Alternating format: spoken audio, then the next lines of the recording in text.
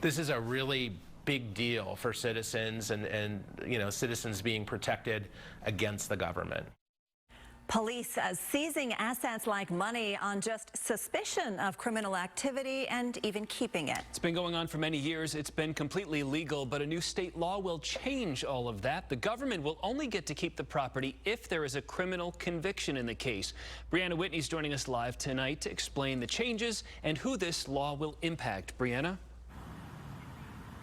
Well, police taking property like money from somebody just because they suspect there's a crime is called civil forfeiture, and that money would then go to the police department or the agency who seized it. But a new law is now aiming to protect people by requiring proof of a crime.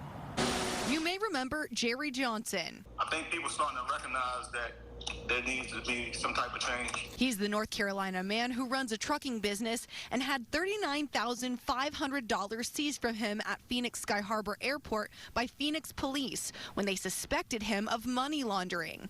He told Arizona's Family the money was for a new semi-truck for his business he planned to buy at an auction. Not only has he not been charged with any crime, he still doesn't have the money back and is going through the appeals process right now. But this week, he has a new outlook. It gives me a lot of hope. I'm very optimistic now. Governor Ducey signing House Bill 2810 into law, which will ensure people will not get their property permanently taken without criminal conviction. In so many cases, the government has done seizures.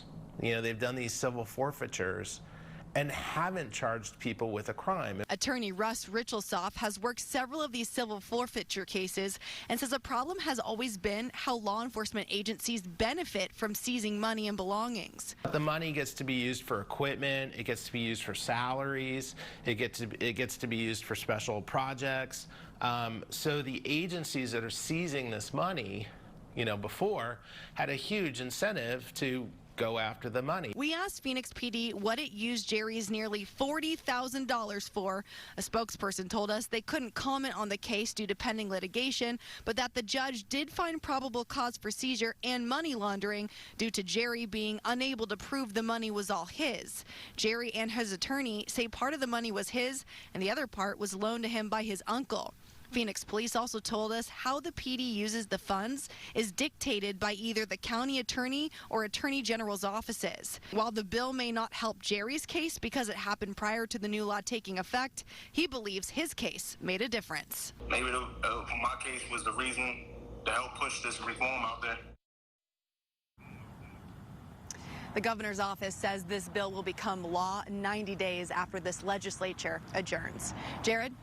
So, Briana, that's moving forward, but what about Jerry? I remember his story. Is there any chance he might get even some of his money back eventually?